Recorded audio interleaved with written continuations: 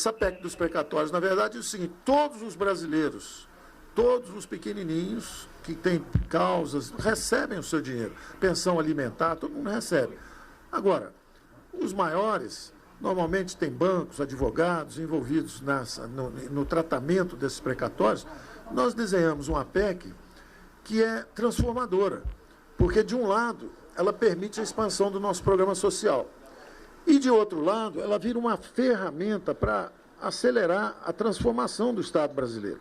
Então, em vez de você ficar esperando para receber o dinheiro, você pode participar de uma compra de um campo de petróleo, você pode participar de uma compra de imóveis, você pode ajudar o Brasil a desinvestir nas atividades onde ele não está mais tendo grande eficácia social, justamente para ele deslocar o dinheiro para reduzir a pobreza, para remover as desigualdades sociais, para dar oportunidade de emprego, para dar oportunidade de educação. Então, nós já tínhamos um Bolsa Família pronto quando fomos atingidos pelo meteoro. Trabalhamos essa PEC dos precatórios para abrir essa oportunidade de novo. Justamente para abrir essa oportunidade. Mas como o imposto de renda não avançou no Senado, foi aprovado na Câmara, mas como ele não avançou no Senado, nós perdemos a fonte. Nós perdemos a fonte, nós não tínhamos o dinheiro para pagar mais aqueles 300. A desvantagem é que perdemos a fonte. Mas o presidente chamou atenção, e aí ele chamou a atenção da equipe toda, e a equipe que eu digo não é a economia só, toda a equipe de ministros, e disse: olha, eu estou sem essa fonte para fazer um programa permanente. Mas nós não podemos ajudar, não pode ser um programa temporário. Temporário, inclusive, pode ser um pouco acima. Porque já que 50% da inflação no mundo inteiro foi comida e energia, a comida está mais cara, a energia está mais cara, o gás de cozinha, nós não podemos deixar os mais frágeis desprotegidos. Então, nós criamos um conceito. O presidente disse o seguinte: vamos dar R$400, pelo menos, para cada família. Então, vamos ampliar a base de 14 milhões para 17 milhões de famílias e vamos ampliar o valor de 179 para R$400. Isso é mais de 100% de aumento, ou seja, estendendo um olhar para os mais frágeis e desprotegidos, vamos pagar mais. Mas eu dizia que nós só tínhamos espaço no teto para 300. Então, naturalmente, você criou um problema. Qual é o problema? Por um lado, você quer ajudar os mais frágeis. E é natural, e a ala política, e isso é que eu acho que criou todo esse barulho. Enquanto eu estava lá fora, fui representar o Brasil lá fora, onde nós estamos muito bem avaliados, porque o Brasil caiu menos, voltou mais rápido e está crescendo mais do que a média dos avançados, a zona do euro, a América Latina. Então, enquanto todo mundo lá fora está vendo o resultado, um avanço do Brasil, vacinou 90% da população, a pandemia está sendo abatida pelo avanço da nossa situação sanitária. Quando o Brasil tem tudo para retomar o crescimento, 500 bilhões de investimentos já contratados, meio trilhão já contratados para os próximos anos, o Brasil vai crescer mais do que as previsões para o ano que vem. O Brasil vai crescer bem mais do que as previsões estão sendo feitas. Mas, enquanto eu estou fazendo isso lá fora, naturalmente, a política começa a sacudir. E o dinheiro dos mais frágeis? Nós estamos sem imposto de renda. Se estamos sem imposto de renda, nós vamos precisar tirar dinheiro de algum lugar. E se for 400? Bom, mas aí fura o teto. Aí começa aquele balança e começa a barulheira. E aí começa uma aparente briga entre a ala política e a ala econômica. Evidente que um governo, e essa é a dificuldade do presidente, e ao mesmo tempo o mérito de um bom presidente, é saber pesar as duas coisas. Então, tem uma ala política que pede, vão dar um auxílio de 500, 600, 700. E tem uma ala econômica que fala, olha, só temos até 300. O teto é só até 300. Ora, deve haver uma linha do meio entre essa austeridade financeira, de um lado, esse compromisso com as futuras gerações. O Brasil fez isso o tempo inteiro. O Brasil, não faltou dinheiro para a saúde, mas o Brasil é o país que menos cresceu a dívida, combateu com maior eficácia. Gastou bastante, gastou o dobro dos emergentes, 10% acima da média dos avançados, mas a dívida não subiu tanto, porque nós soubemos combater isso, desinvestindo em outras áreas para ajudar o social. Então, o presidente traçou a linha, falou, olha, vamos até 400. Não são os 600 que a ala econômica, que a ala política pode querer ter, mas também nós precisamos arrumar um dinheiro extra aí. E aí tem uma sutileza, que é o seguinte: como não há uma fonte permanente, permanente era os 300, é o que cabe dentro do teto. Mas como não há essa fonte permanente, porque o imposto de renda não andou, ele empossou no Senado, como ele não andou, o governo não podia ficar parado. O presidente tem que dizer, olha, eu não vou deixar de assistir os mais frágeis, vai acabar o auxílio emergencial, como é que nós vamos ficar? Nós precisamos da solução. Como a solução tecnicamente correta não funcionou e a situação dos mais frágeis piorou, porque a inflação, como disse o presidente, comida subiu, energia subiu, nós vamos ter que gastar um pouco mais. E aí começamos a construir isso juntos. Inclusive, os dois, os nossos secretários que pediram para sair, eles saíram, é natural. O jovem é secretário do Tesouro, está tomando conta lá do Tesouro, o outro é secretário da Fazenda, tomando conta da Fazenda. Eles querem que fique no 300, que fique dentro do teto. A ala política, naturalmente, olhando para fragilidades dos mais vulneráveis, diz, olha, nós precisamos gastar um pouco mais. Deve haver uma linha de equilíbrio aí. E é isso que estava sendo discutido e é isso que entrou na PEC do precatório. Entrou o seguinte, olha, vamos, então, botar os 400, mas aí precisamos, para esse olhar, como é que nós vamos atender? Porque ninguém vai questionar esses R$ 400 para os mais frágeis. Subiu o preço da comida, subiu o preço do gás de cozinha. Então, a equipe econômica estava numa ponta,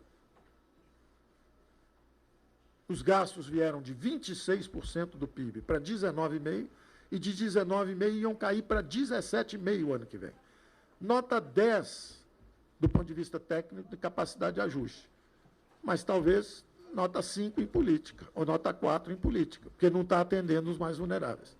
Aí você vai para a turma da política, bota 600, bota 700, nota 10 na política, mas nota 4, nota 3 na economia, desorganiza a economia, fura o teto, começa uma confusão.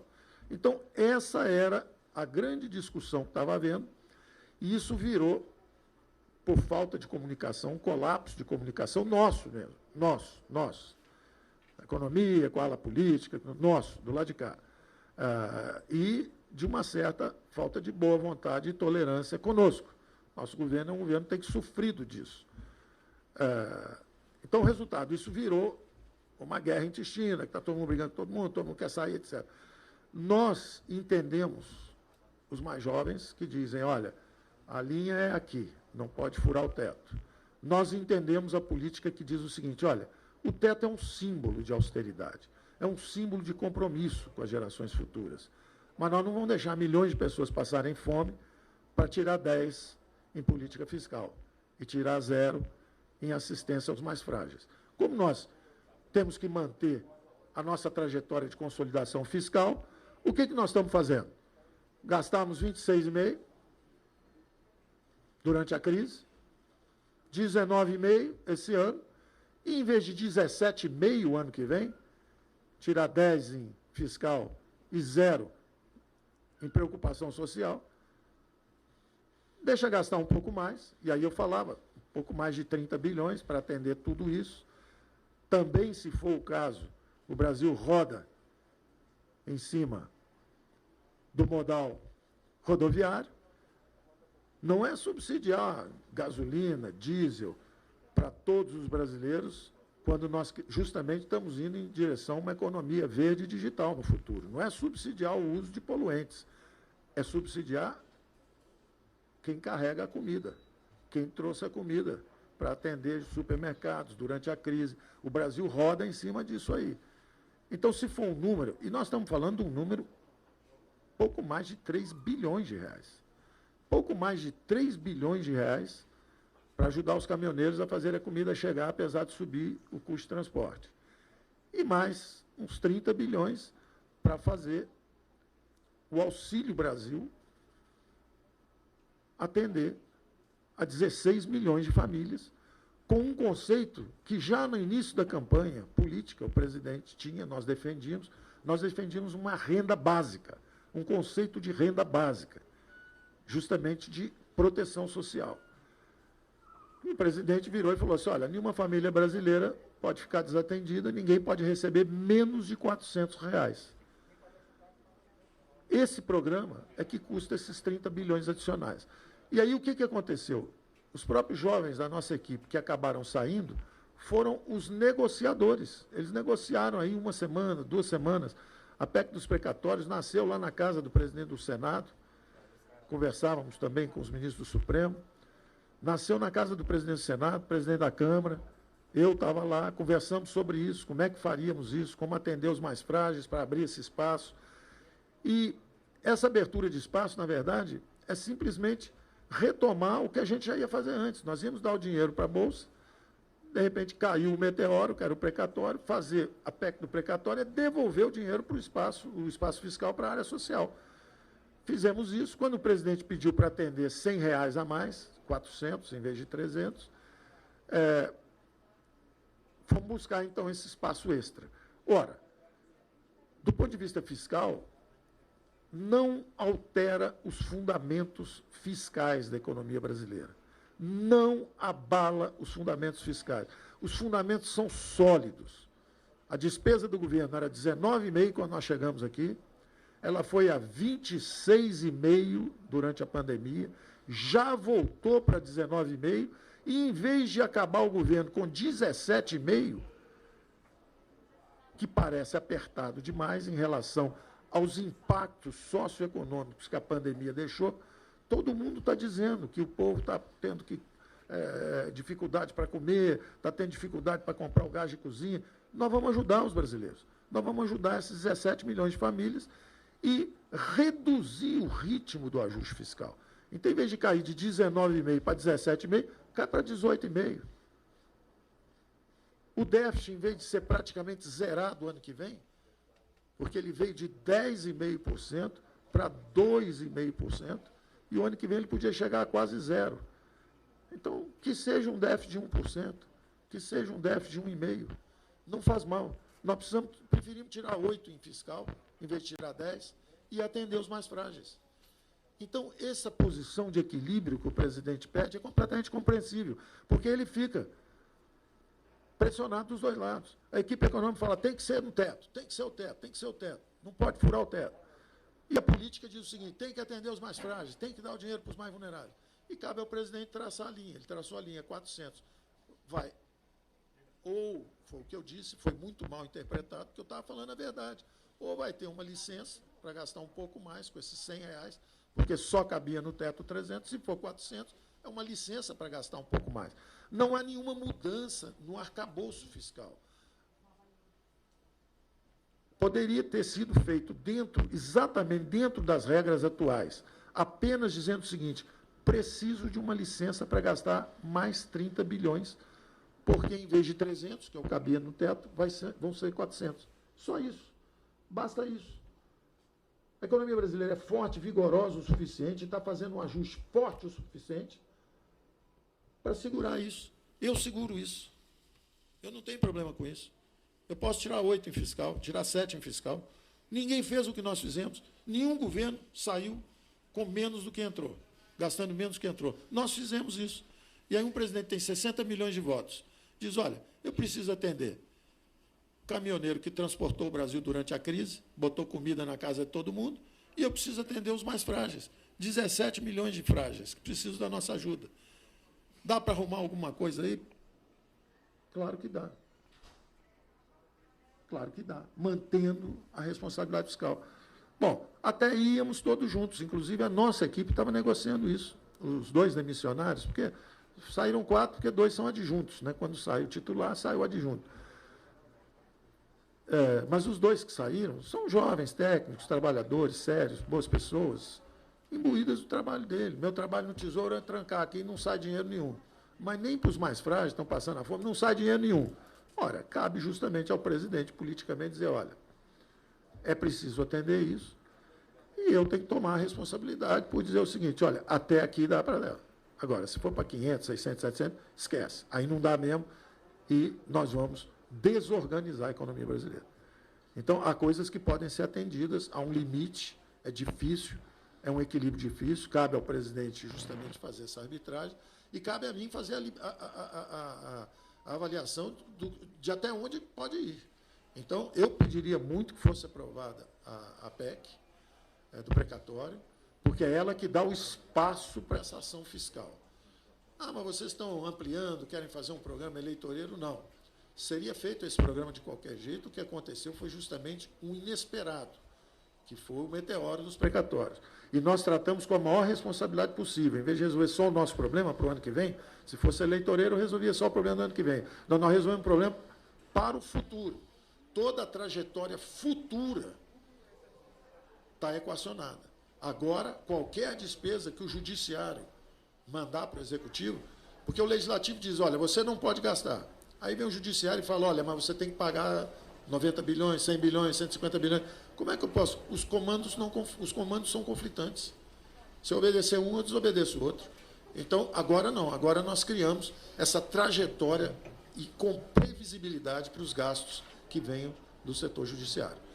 Então, nós estamos fazendo a coisa com a maior responsabilidade possível, com a maior transparência.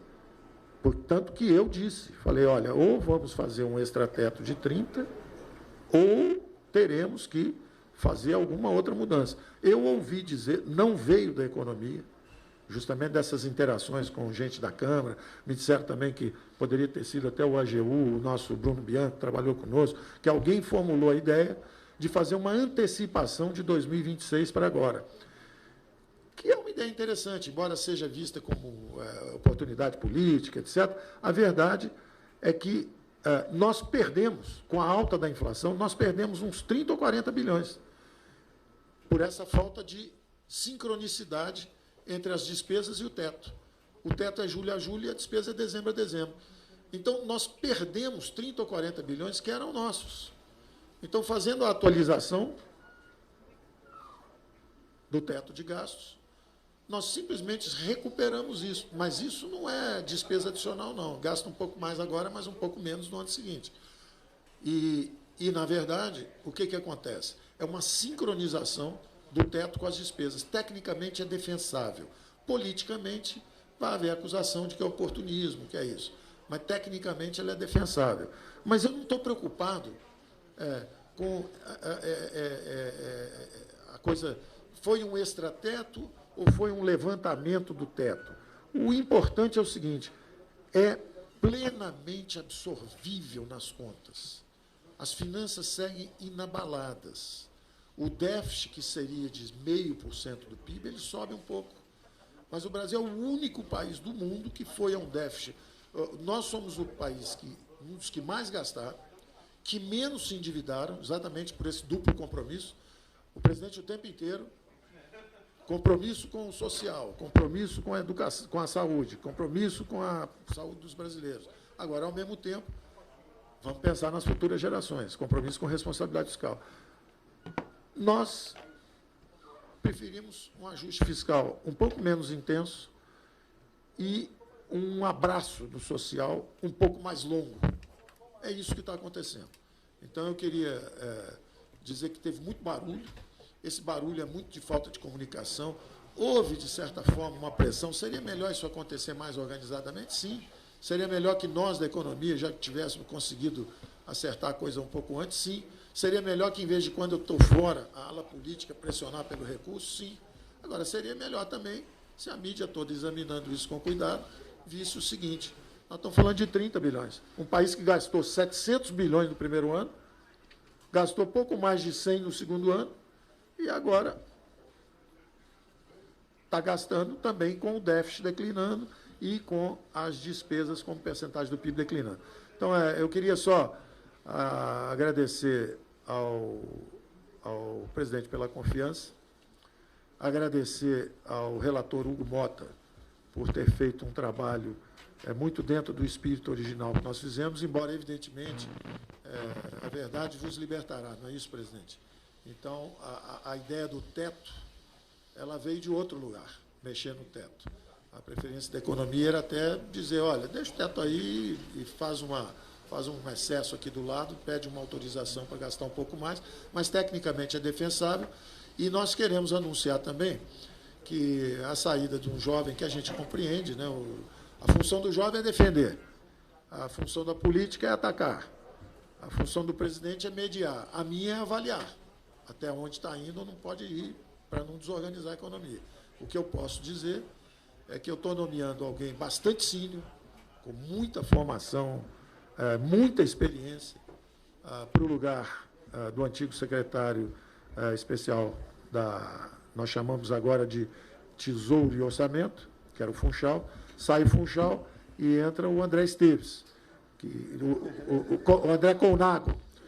André Colnago. É o André Esteves Colnago. Ele é Esteves Colnago. Ele não tem o André, né? Então, eu vou dizer porque é o Alto Vale, porque andaram levando o nome lá para o André Esteves, levando sugestões, pedindo ao presidente. Teve uma ala política que andou indo lá no André Esteves, do BTG, perguntando assim, se o Paulo Guedes sair, quem é que a gente pode botar lá? Dá para emprestar o Mansueto? Então, umas coisas desse tipo. Então, eu, por ato falho aqui, falei no André Esteves. Sei que o presidente não pediu isso, porque acredito que ele confia em mim e eu confio nele, mas sei que muita gente da ala política andou oferecendo o nome e fazendo pescaria, inclusive lá. Então, o nosso Esteves Colnago, muito experiente, está assumindo essa secretaria, estou absolutamente tranquilo, porque todo mundo diz que é interessante falar assim, a equipe, ele perdeu 6 pessoas, 18 pessoas, tem pessoas que eu não conheço, eles botam na lista que eu perdi, foi uma perda terrível, eu nem conheço a pessoa e foi uma perda terrível para mim. Então, eu realmente tenho tentado sempre fazer substituições que aumentem a qualidade da equipe. Eu não tenho a menor dúvida que a entrada do Esteves puxa a média para cima. Não tenho a menor dúvida. Super experiente, estava numa função de advisor meu pessoal, fazendo as coisas com o Senado, com a Câmara, e ele assume, bota a mão na massa, que ele já botou várias vezes. Tem uma carreira brilhante no setor público, de absoluta confiança, é um símbolo do bom funcionalismo público brasileiro. Um homem que não pensa, não pede ajuda, não pede conselho, não pede nada. A gente é que tem que ajudar, às vezes, a resolver os problemas que ele possa ter. Só pensa em ajudar o Brasil. Entra governo, sai governo, ele está aí fazendo o trabalho dele, alta inteligência emocional. Os congressistas me pediam, manda o Esteves. Tiver um problema assim, não manda A, não manda B, não manda C, manda o Esteves. Pela alta inteligência emocional, conhecimento, um domínio de máquina. Então, nós estamos fazendo uma substituição, com todo o respeito ao mais jovem, o problema de ser jovem, é só o mais jovem, mas uma substituição muito efetiva. E, por outro lado, minha absoluta confiança nele, ele escolhe o secretário do Tesouro. Ele escolhe o secretário do Tesouro que ele quiser.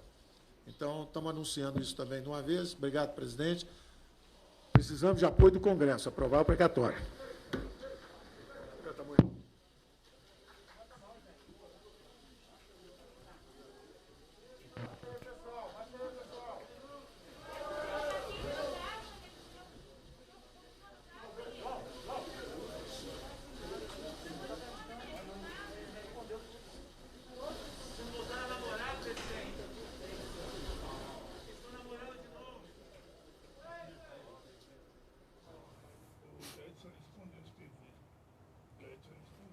Tá aí, você acompanhou ao vivo, direto do Ministério da Economia, uma declaração do presidente Jair Bolsonaro junto ao ministro Paulo Guedes sobre as ações do governo para atender aos mais vulneráveis, mantendo a responsabilidade fiscal. A gente vai voltar agora para o Ministério da Economia, onde o ministro Paulo Guedes deve atender aos jornalistas. Fala só um pouco mais detalhadamente sobre algumas coisas importantes que estão acontecendo no momento brasileiro. São realmente importantes. Primeiro, esse ponto do Bolsa versus auxílio, só para os senhores entenderem, porque tem uma lógica, que cabiam 300 e tinha o IR. O IR parou, não avançou no Senado. Então, o governo diz o seguinte, eu não posso deixar a população desamparada. Eu vou ter que fazer um programa temporário. Então, quando você não aprova o IR, quando nós não conseguimos aprovar o IR, o Imposto de Renda, o Auxílio Brasil fica sem fonte permanente, ele não pode ser permanente. Aí você dá um temporário, você dá um aumento temporário. Ora, sendo temporário, você não precisa, já que não tem fonte, não é permanente, você pode pegar o aumento de arrecadação. A nossa arrecadação está surpreendendo, todo mês ela vem maior. A atividade está muito forte. Então, a arrecadação está vindo acima de 200 bilhões. Então, você gastar 20 ou 30 bilhões para dar R$100 a mais para a população mais frágil é completamente possível. A única coisa que vai acontecer, olha, em vez de o déficit cair tão rápido, ele cai um pouco mais devagar. O que é compreensível no momento de dificuldades. A pandemia foi devastadora. Foi no mundo inteiro e foi devastadora. Então, é natural que os mais jovens, do Tesouro, da Secretaria da Fazenda, que eles falem, não, vai furar o teto, vai furar o teto. E é natural que a política queira furar o teto e gastar mais. Quanto mais próximo da eleição, mais furar teto tem. É natural, né? Todo mundo quer ganhar a eleição, todo mundo quer gastar um pouco. Agora, a nossa função é fazer tudo dentro da responsabilidade fiscal e não deixar isso acontecer, a não ser num episódio muito especial. Então, eu quero garantir aqui, assegurar aqui o seguinte, nós estamos de olho nesses limites. Isso não é uma libertação, uma falta de compromisso, sair do teto, rever a arquitetura fiscal brasileira. Não é isso que está acontecendo. Está acontecendo uma coisa muito ponderada, que é o seguinte, olha, já que o programa é temporário, a arrecadação subiu muito, ele pode ser um pouco acima do que seria o programa permanente. Ora, tivesse a oposição ajudado, aprovado o imposto de renda no Senado, seria 300. O auxílio, de repente, seria 300. Na hora que não aprovaram, nós estamos sem fonte permanente, o programa é transitório, você pode, então, usar recursos da arrecadação e dar um programa um pouco mais fortalecido. Esse foi o pedido do presidente, essa foi a pressão, a ala política estava pedindo muito mais, está pedindo 600, e é natural.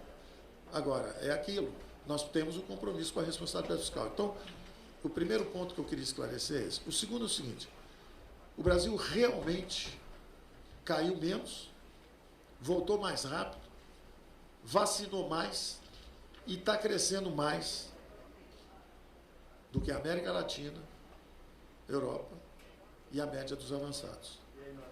Essa é a realidade brasileira.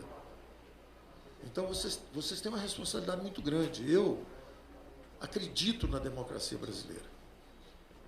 Eu acredito que o presidente é um presidente que quer as reformas e que é popular. Eu não acho que o presidente é populista. Se ele fosse populista, ele tinha pedido 600, 700 lá atrás. Ele não pede isso.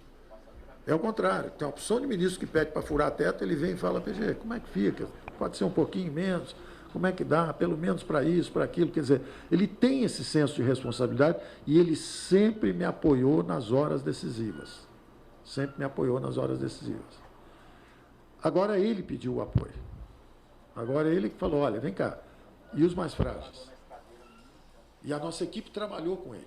O Funchal e o Jefferson trabalharam com a equipe toda, com o relator, trabalharam com as equipes da Câmara, analisaram tudo, e eu soube 24 horas antes só que eles iam pedir para sair. Ou seja, eu sempre disse a eles o seguinte, nós não vamos fazer nada errado, nós vamos fazer tudo transparente. Se tiver que sair de qualquer coisa, tem que ser transparente, tem que ser anunciado.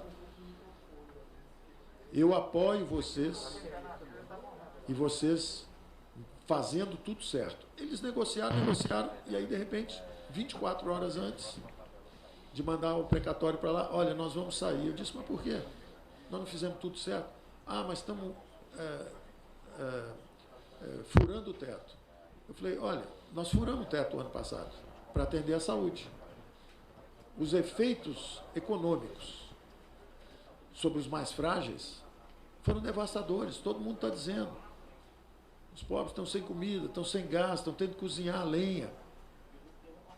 Ora, ninguém quer tirar 10 em fiscal e deixar os brasileiros mais frágeis passarem fome. Então, é absolutamente natural. Eu, como ministro da Economia, eu tenho que lutar pelo teto, sim. Lutei até o final. Defendi os 300, defendi o imposto de renda, defendo as privatizações, defendo a reforma administrativa, defendo a reforma do imposto de renda. Vamos pegar o imposto de renda, vamos pegar de quem não paga, lucro e dividendo, e vamos dar para os mais frágeis. Vamos desinvestir para pagar justamente os efeitos socioeconômicos da pandemia.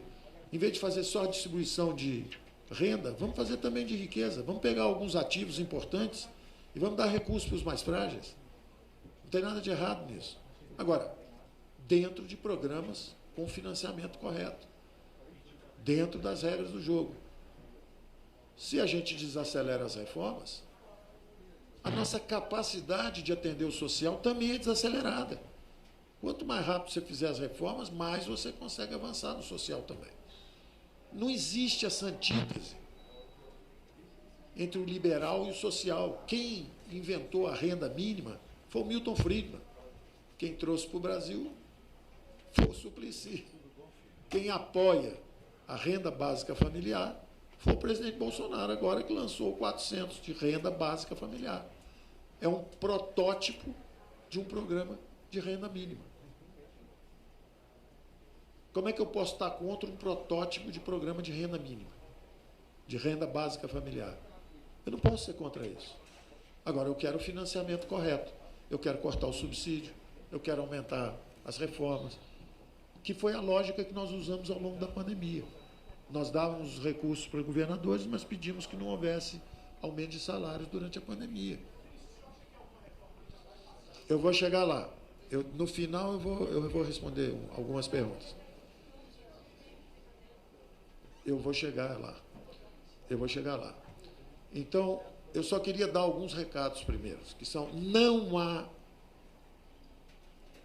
há conflito entre o liberalismo, ser mais liberal e atender os mais frágeis. Ao contrário, em vez de carregar a estatal aparelhada, que dá prejuízo, que virou ferramenta de aparelhamento político, em vez de fazer isso, vamos dar mais recursos para o social.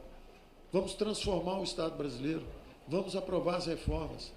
Então, não há essa antítese, essa ideia, a economia não quer dar dinheiro para o social. Errado. A economia quer acelerar a transformação econômica do Brasil, justamente para o governo se consolidar e focalizar no atendimento dos mais frágeis, em vez de ficar carregando campeão nacional com subsídio, estatal aparelhado e etc. Então, essa é a primeira mensagem. A segunda é o seguinte: nós estamos lá fora e nós estamos fazendo um relançamento da economia brasileira. A mensagem que foi lá é o seguinte: o Brasil vem aí com o Programa de Crescimento Verde. O Brasil é uma potência verde. É a matriz energética mais limpa do mundo. É o país que, se você pegar a poluição mundial hoje, 15% dos Estados Unidos, 15% da Europa, 30% da China. E o Brasil 1,7%. Agora, nós não conseguimos ainda uma linguagem correta, nem conseguimos dominar os focos mais contundentes das críticas que recebemos lá fora. Então, nós estamos levando lá para fora o Programa de Crescimento Verde. Organizamos uma agenda com vários ministérios, claro. A chefia é do Ministério do Meio Ambiente, mas está lá a Economia, está lá a Agricultura, estão os outros ministérios em volta, e nós vamos levar um programa com 2,5 bilhões de dólares de investimentos na economia verde, na infraestrutura sustentável. Nós estamos mobilizando também os bancos internacionais. Ajudamos a colocar um presidente no Banco da América Latina. Tem um Banco da América Latina que agora tem um presidente colombiano que nós apoiamos. Temos um brasileiro na presidência do NDB, que é o Banco dos BRICS. Estamos conversando também com o Banco Mundial. Eu tive uma reunião longa com o presidente do Banco Mundial. E a nossa ideia é o seguinte: temos que construir estruturas transnacionais, infraestrutura sustentável transnacional, com foco também na região amazônica. Nas nossas reuniões lá fora, nós tínhamos tido aqui, um pouco antes de eu ir lá para fora, um acordo histórico que o Brasil e a China, o Brasil e a Índia foram decisivos. A secretária de Tesouro, Yellen, americana, nos agradeceu muito. Nós ajudamos a fechar um acordo histórico de tributação mínima das grandes empresas multinacionais. E, ao mesmo tempo, fechamos com os argentinos, pela primeira vez, na história do Mercosul, a redução da tarifa externa comum. Nós vamos anunciar isso também, vamos reduzir 10% todos os preços, todas as importações no mercado comum europeu, do Mercosul. Que o Mercosul é a modernização, nós queremos a modernização do Mercosul como plataforma para a nossa integração na economia global. Então, nós estamos fazendo um relançamento da economia brasileira lá fora, dizendo o seguinte, olha, o Brasil é potência verde, o Brasil é potência digital, nós vamos fazer o programa de crescimento verde, nós vamos acabar com o desmatamento ilegal, nós vamos botar 2,5 bilhões de dólares em investimento nisso.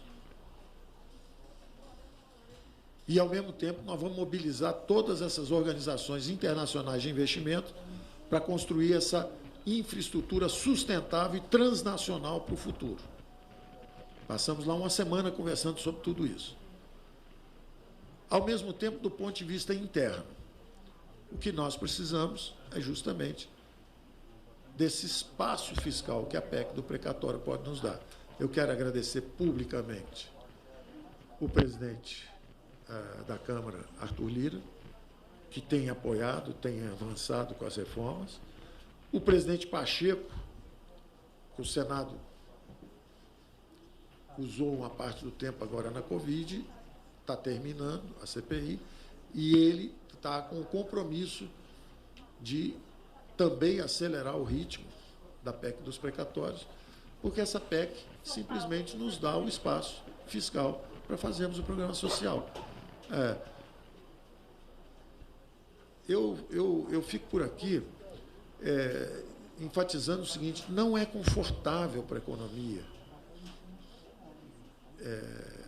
flexibilizar teto, não é confortável para a economia pedir um waiver extrateto, mas nós estamos falando do Brasil, nós estamos falando de milhões de brasileiros desamparados. E nós temos que escolher.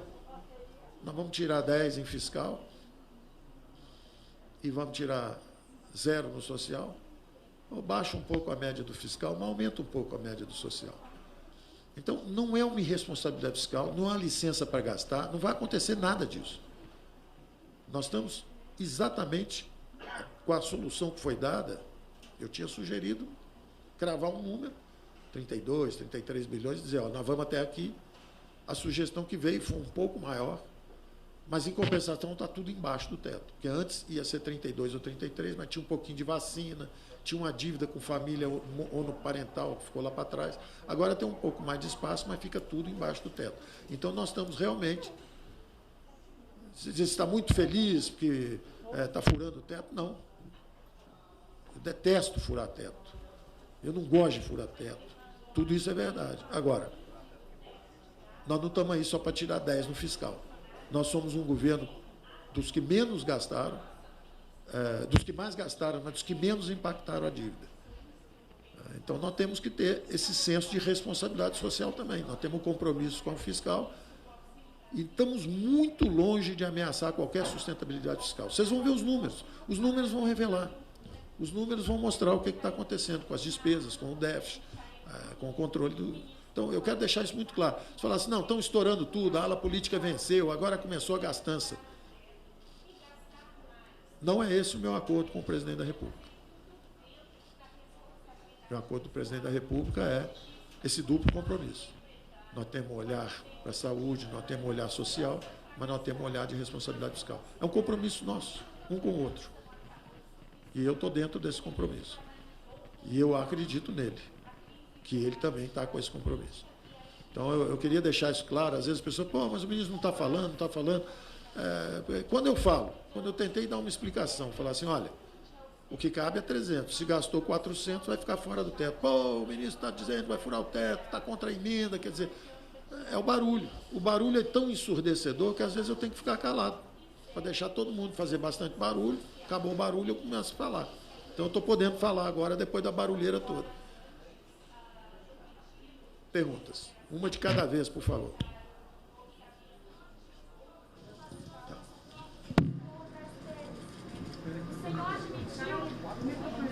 Tá. Boa tarde, ministro. Thalita Laurino, do Metrópolis. O senhor admitiu que houve especulação para troca quando citou André Esteves. O senhor pediu demissão em algum momento nessa semana? Eu não pedi demissão. Em nenhum momento eu pedi demissão. Em nenhum momento o presidente insinuou qualquer coisa semelhante.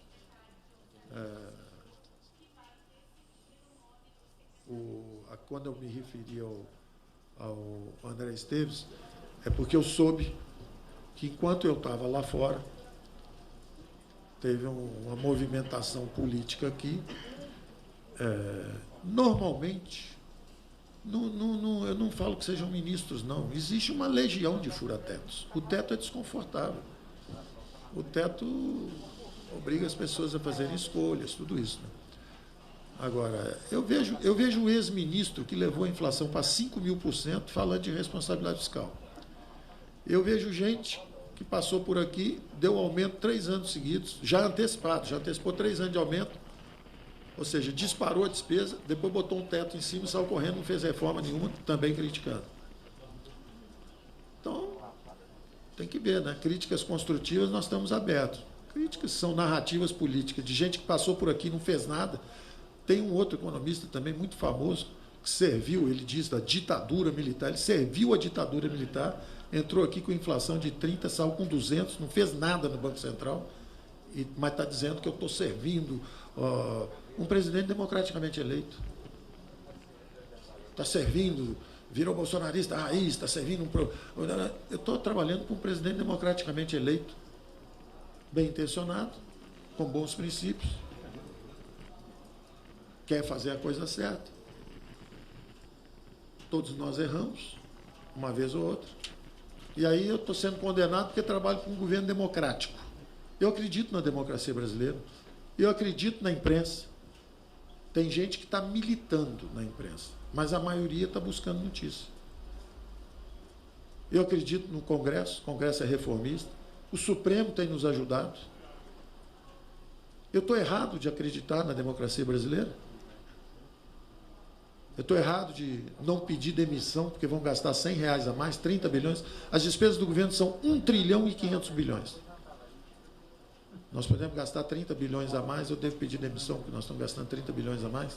Porque nós vamos terminar o governo, em vez de com 17,5 de despesa, nós vamos terminar o governo com 18 ou 18,5. O primeiro governo que entrou com 19,5 vai sair com menos.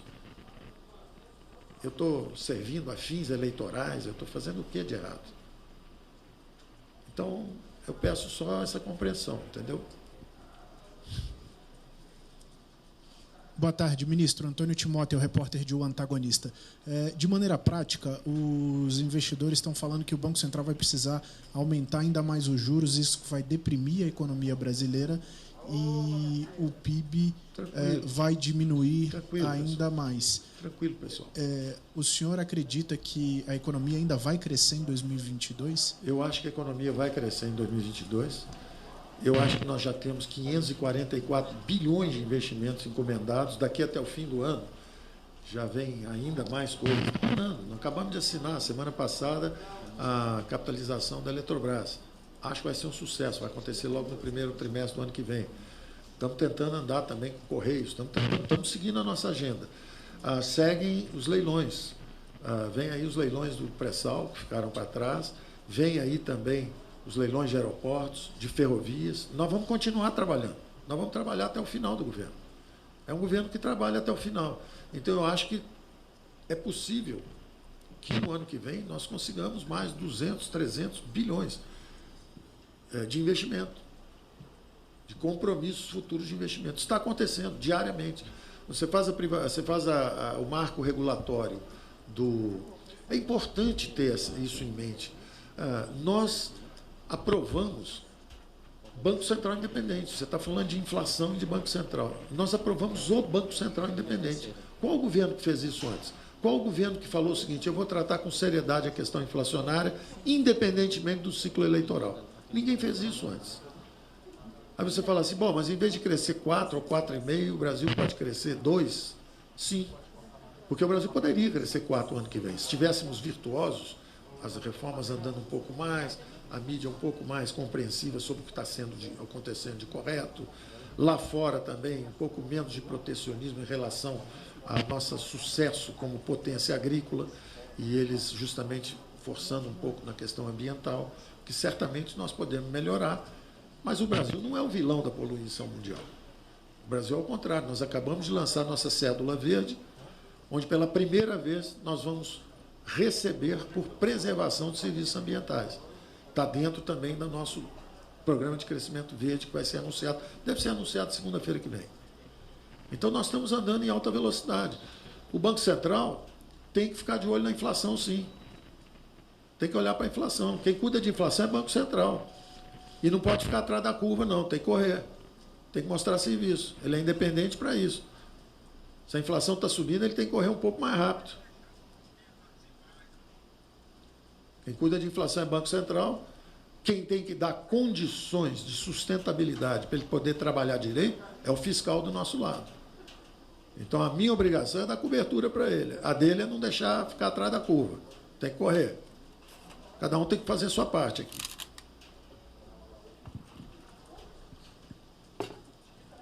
Ministro, boa tarde. André Spigariol, correspondente do The Brazilian Report. Duas perguntas. Primeiro, com relação ao programa de crescimento verde. O senhor pode dar detalhes sobre o que vai ser anunciado, Não. sobre projetos específicos? Não. E Isso é para a segunda e isso é o ministro do Meio Ambiente que vai falar. ainda nessa questão, o senhor vai a Roma, pode adiantar com quais autoridades ou empresários o senhor pretende se reunir na Itália? Deve estar na agenda, eu mesmo não sei. Eu sei que eu vou conversar com os ministros do G20, da mesma forma que nós conversamos lá em Washington. E no programa de assistência de renda básica, no Auxílio Brasil, quando a gente falava no Renda Brasil, a gente falava numa escadinha de saída, porque era um programa permanente. Sendo um programa temporário, a gente está pensando ainda nessa escadinha para o beneficiário conseguir sair do programa?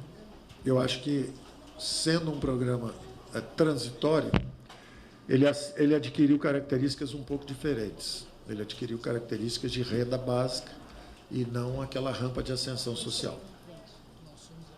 Mas é coisa que nós estamos pensando ainda e possivelmente vamos reapresentar para o Senado o que já tínhamos aprovado na Câmara, que é esse olhar mais especial para a criação de emprego. Nós tínhamos um programa, cheguei a falar do BIC, do BIP, dos bônus de inclusão produtiva. Nós tínhamos um programa, infelizmente, aparentemente foi um desacerto político lá, que tinha muita gente a favor do mérito, mas houve algum desacerto lá e acabou caindo, mas nós vamos voltar com isso. Emprego é uma prioridade. Ministro Luar Cota, do Valor Econômico. Duas perguntas, ministro. Eu queria saber se o senhor pode dar mais detalhes desse auxílio aos caminhoneiros, que eles estão achando que é um valor muito baixo, perto das despesas que eles têm com o diesel todo mês. E uma segunda pergunta, se o senhor acredita que consegue ficar até o fim do governo no cargo, uma vez que houve hoje rumores que o presidente teria autorizado a ala política a procurar substitutos para o senhor. Bom, primeira pergunta é o seguinte, a coisa mais importante é tirar a incerteza da mesa. Nós precisamos tirar a incerteza da mesa. Eu estou fazendo um esforço enorme para tirar a incerteza da mesa. Por exemplo, nós queríamos fazer o Bolsa Família, lá atrás, de 300, dentro do teto, embaixo da lei de responsabilidade fiscal. Quando chegou o meteoro, e eu repito que foi uma incerteza muito grande, porque dos 40 bilhões de aumento, ano passado foram 50, esse ano foi para 90. Desses 40 bilhões, quase a metade entraram nos últimos 9 dias. Era imprevisível. Quem é que pode dizer, não, era perfeitamente possível prever? Não era. Se entram 20 bilhões em 9 dias, nos últimos 9 dias, é claro que não era previsível. Podia ter entrado 0, podia ter entrado 20, podia ter entrado 40. Então, o que nós fizemos com a PEC dos precatórios foi justamente dar previsibilidade para esse tipo de despesa lá para frente. Então, o importante é a previsibilidade. No caso agora, essa incerteza está exatamente porque nós estamos há muito tempo tentando botar em 300, chegou o meteoro. Aí nós fizemos a PEC para fazer os 300, aí de repente não veio o IR, que era a fonte. Então, isso fica uma incerteza, e é normal, que o mercado fica nervoso, porque fica falando, bom, quanto é que eles vão gastar? Se falasse, vão gastar 32 e ponto, ou se falasse, olha, estamos fazendo o teto e vão ser 40 e ponto, pelo menos você sabe o tamanho do problema. E acabou a incerteza. O dólar subiu um pouquinho, o juros sobe um pouquinho, mas pelo menos acabou a incerteza. Então, no caso do caminhoneiro é igual. O caso do caminhoneiro é o seguinte, tinha gente oferecendo todo tipo de ideia estapafúrdia. Por exemplo, vamos dar um subsídio para o diesel e para a gasolina no Brasil inteiro. Ora, isso pode chegar a 100 bilhões, 150 bilhões. Você imagina, o petróleo subindo, o diesel subindo, e todo mundo vai ter subsídio para poluir agora, para usar bastante carro e ficar poluindo, e gastando 100 bilhões por ano. Não é possível. Então, o importante nisso aí é o seguinte, usou-se um número para fazer um cálculo, para dizer o seguinte, caminhoneiro pode rodar até 4 mil quilômetros, e isso pode ser, então, baixar 10% esse custo aí, pode ser R$400, e aí isso custa 3 bilhões e 700 por ano. 3 bilhões e 800 por ano, 3 bilhões e 700 por ano, são 700 e tantos mil caminhoneiros e tal. Fizeram a conta, cravaram o número e acabou. Tem que cravar esse número. Isso não pode ficar solto. Isso não pode ficar, depende se o petróleo subir, se cair, subir. Não tem mais isso. É um número e acabou. Tem que botar um número na mesa e acabou. A segunda pergunta, eu respondo como sempre. Eu vim acreditando no presidente, que tem boas intenções, no Congresso, que é reformista, e na mídia, que é entender que quando ela cometeu um equívoco na cobertura das eleições presidenciais, ela acabou perdendo credibilidade em relação às mídias sociais, que cobriram menor o fenômeno da eleição. E eu estou esperando que todo mundo mantém as posições originais. Eu acredito na democracia brasileira, eu acho que o presidente me apoia, eu acho que o presidente quer fazer as reformas, eu acho que a mídia entende a importância da democracia e apoia as reformas corretas, eu acho que o Supremo entende a importância dele de aprovar as coisas certas. Eu acredito na democracia brasileira. Ponto. Os militantes vão dizer assim, ele é bolsonarista raiz porque ele está ajudando um presidente que foi eleito com 60 milhões de votos. Eu estou fazendo alguma irresponsabilidade fiscal? Mas você mudou o teto. Algum de vocês é contra ter os R$400 para os mais frágeis? Mas devia ter sido feito. Tem um político aí que diz que o senhor está há 1 ano aí para fazer e não fez. Ora, nós tivemos mais de 15 reuniões com os pais do Bolsa Escola e do Bolsa Família. Nossa equipe se reuniu várias vezes e fez várias montagens possíveis, que, curiosamente, o mesmo político que hoje critica que a gente não entregou, é o político que inviabilizou. Você falava assim, olha, tem que focalizar as políticas, fazer assim, tira um pouco algumas isenções da classe média e bota aqui embaixo. Isso não pode, isso não tira voto na classe média. Então vamos fazer agora, tira o subsídio aqui. Isso não pode, porque não sei o quê. Então as mesmas pessoas que inviabilizam o programa permanente são as pessoas que agora estão dizendo, ele não entregou o produto, não entregou o produto. O presidente deu uma solução simples. Eu quero a renda básica, 400 para todo mundo e acabou. Pronto, simplificou. Custa mais caro, mas simplificou e acabou a briga. Ministro. Essa briga existe, você sabe, há muito tempo. Tem os fura-teto, tem os segura-teto. Eu agora parece que eu fui promovido para os fura-teto. Estão dizendo que eu fui agora promovido para a ala política. Eu não acredito nisso. Eu luto pelo que eu acredito. Agora, eu acho que eu tenho um presidente. Quem teve os votos foi ele. E eu tenho que avaliar até o limite de onde é possível gastar sem abalar os fundamentos fiscais. Ponto.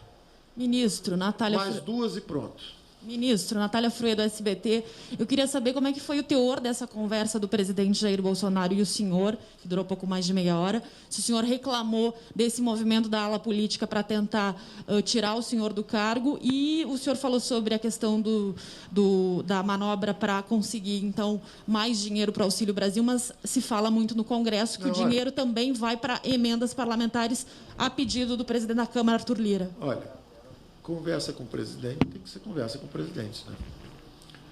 Minha conversa com o presidente é a conversa minha com o presidente.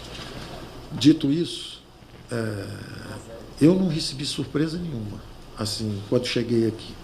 O presidente foi o primeiro, assim que eu cheguei, que me disse, olha, Paulo, PG, como ele me chama, olha, PG, acontecendo isso, natural.